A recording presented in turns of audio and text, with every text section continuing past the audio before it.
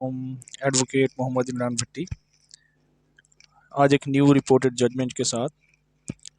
ये writ petition number 23252 2021 Ahmad रज़ा versus जज family court. तो ये जजमेंट है 22/5/2025 की डेट ऑफ हेयरिंग है इसकी। इसके जो जज साहब हैं मलिक वकार हैदर अवान जस्टिस साहब हैं। तो अपनी ब्रीफ समरी की तरफ चलते हैं।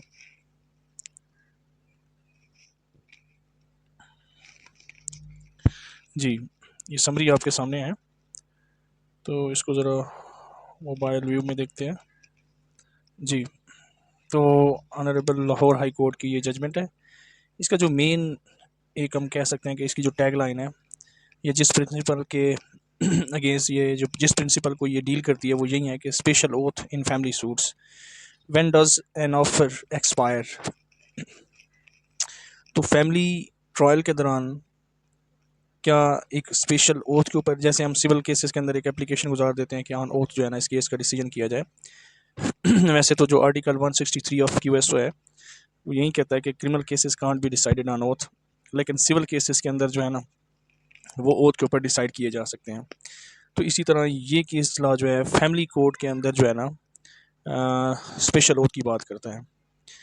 तो ये हम चले जाते हैं मेन इशू के ऊपर।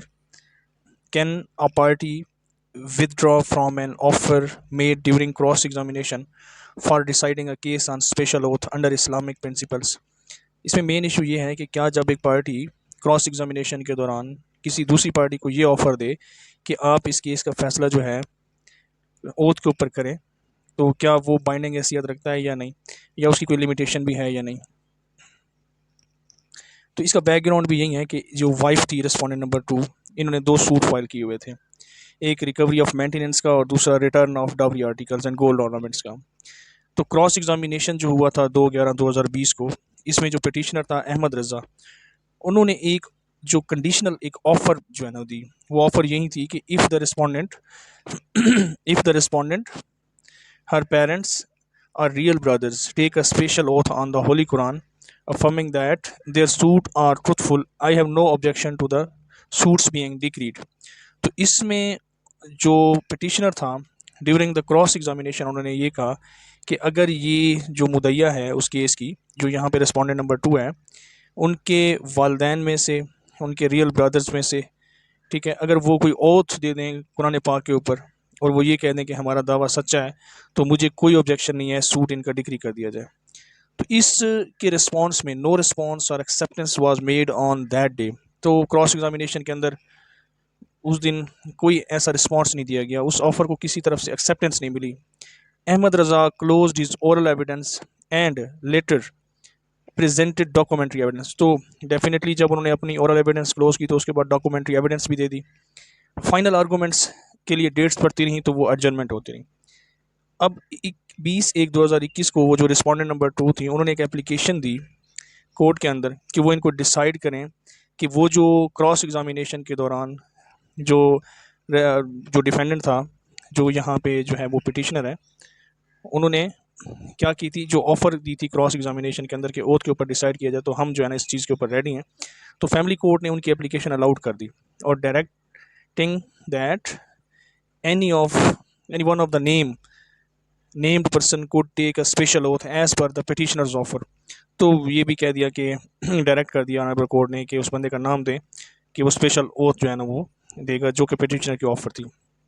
तो जो अहमद रज़ा था डिफेंडेंट, उन्होंने इस ऑर्डर को चैलेंज किया रेड पिटिशन के ज़रिए, और ये ऑनरेबल जो हाई कोर्ट है उनके सामने ये आर्गूमेंट्स हुए। पिटिशनर के कौंसल के आर्गूमेंट्स भी यही थे कि ऑफ़र जो है वो एक्सेप्ट नहीं हुई थी उस टाइम, और सब्सिक्वेंट जो साइलेंस है तो वो इक्वल टू समझें, मतलब वो एक्सेप्टेंस नहीं हो सकती, ठीक है।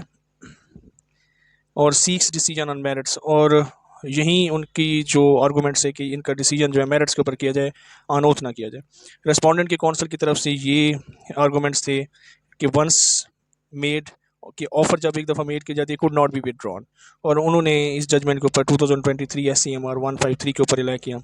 अब कोर्ट की फाइंडिंग यहाँ पे ये थी कि नेचर ऑफ द ऑफ़र क्या है, the offer was conditional and required acceptance at the time it was made. तो ऑनरेबल कोर्ट की फाइंडिंग ये थी कि चूँकि कंडीशनल एक तरफ से कंडीशनल ऑफ़र थी, तो उसकी एक्सेप्टेंस उसी वक्त होनी चाहिए थी।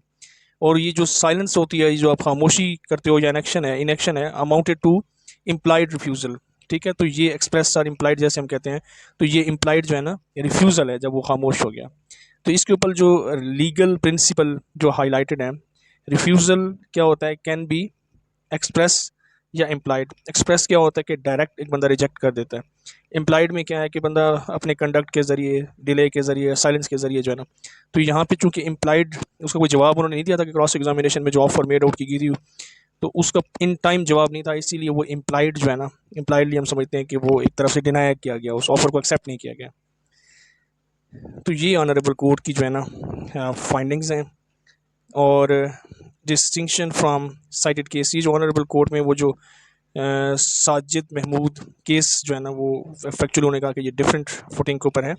तो इसमें जो फाइनल ऑर्डर है वो है कॉन्स्टिट्यूशन पिटीशन जो थी वो अलाउड हो गई, और वो जो ऑर्डर था फैमिली जज साहब का, फैमिली कोर्ट का, वो सेट असाइड हुआ, और डायरेक्शन की गई फैमिली कोर्ट के वो डिसाइड ऑन मेरिट जो है ना, इस केस का फैसला जो है ना मेरिट के ऊपर करे।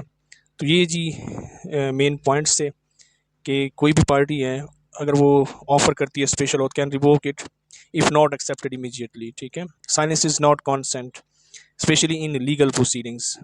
तो ये इसके जो है ना मेन पॉइंट्स थे। तो ये एक न्यू जजमेंट थी, तो आप लोगों के साथ शेयर करना मुनासिब समझा। Thank you very much. इसको चैनल को सब्सक्राइब कीजिएगा, वीडियो को लाइक कीजिएगा। Thank you.